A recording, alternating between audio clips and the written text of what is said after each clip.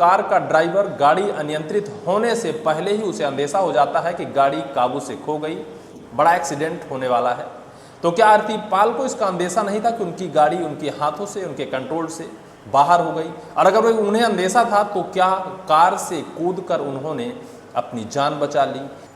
मध्य प्रदेश के मुख्यमंत्री मोहन यादव का गृह जिला उज्जैन, मध्य प्रदेश के महाकाल की नगरी उज्जैन में एक बेहद दर्दनाक घटना घटी है।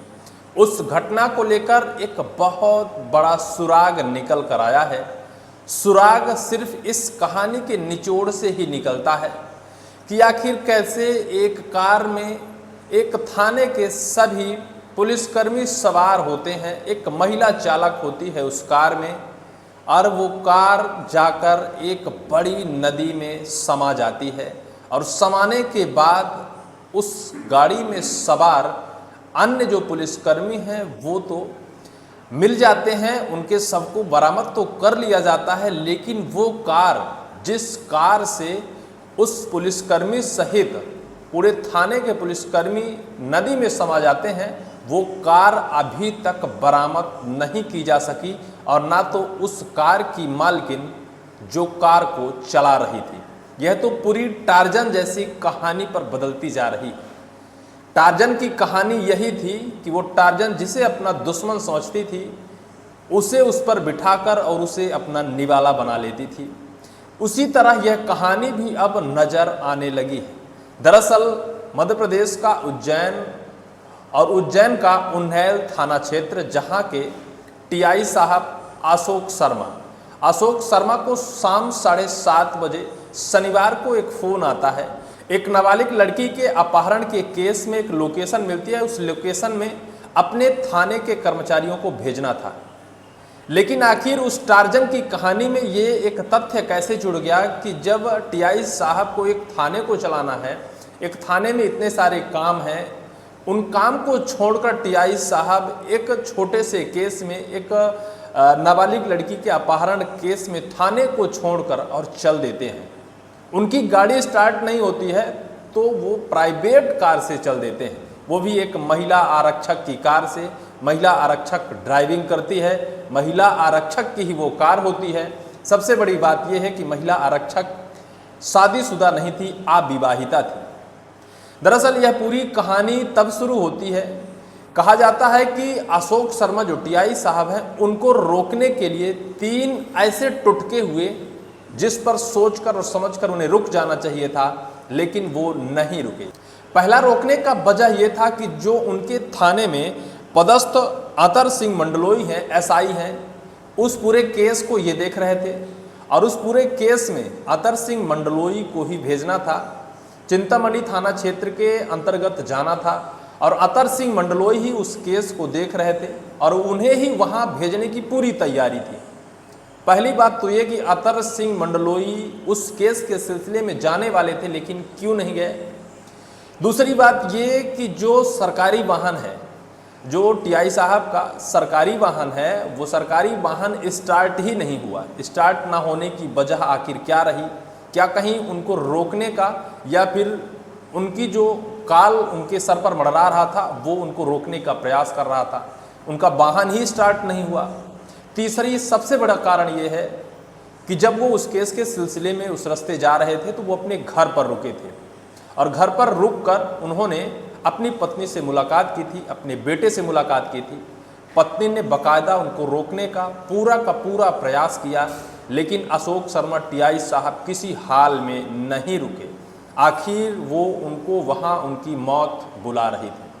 दरअसल जो एक आरक्षक है महिला, जिनका नाम आरती पाल है, इनकी उम्र 42 वर्ष बताई जाती है। 2012 के बैच में इन्होंने पुलिस ज्वाइन की, तब से ये आरक्षक के पद में हैं और ये उन्नैल थाना क्षेत्र के अंतर्गत आरक्षक के पद में काम करती हैं। इनके पास एक कार थी, नई नवेली कार थी, और जो सरकारी वाहन है जब वो स्टार्ट नहीं होता है तो टीआई साहब इन आरती पाल की जो कार है प्राइवेट वाहन, उस वाहन से जाने का निर्णय करते हैं। लेकिन जो अतर सिंह मंडलोई हैं, उनके ना आने का जो बहाना है वो ये था कि ये जो गणेश विसर्जन का कार्यक्रम है ये लेट है, इस वजह से हम नहीं पहुंच पा रहे हैं। सभी तार और कनेक्शन को आप एक साथ करिएगा, किस तरह से उनके मौत का काल कैसे मंडरा रहा था वहाँ, और कैसे सभी ने मिलकर उनको वहाँ ले गए, और कैसे इस टार्जन की कहानी ने इन 2 पुलिस कर्मियों के शव को तो बरामद कर लिया गया है, लेकिन टार्जन और टार्जन की मालकिन जो है वो अभी तक गुमशुदा है। अभी तक एनडीआरएफ और एसडीआरएफ की टीम तलाश कर रही है। कहा जाता है कि सुबह 7:30 बजे वो उन्हेल थाना क्षेत्र से चलते हैं, 8:30 बजे वो अपने घर पर पहुंचते हैं। अपनी पत्नी जिनका नाम शशि है उनसे पानी मांगते हैं, पानी मांग कर पीते हैं, और पुलिस के जो कर्मी हैं वो भी पानी पीते हैं।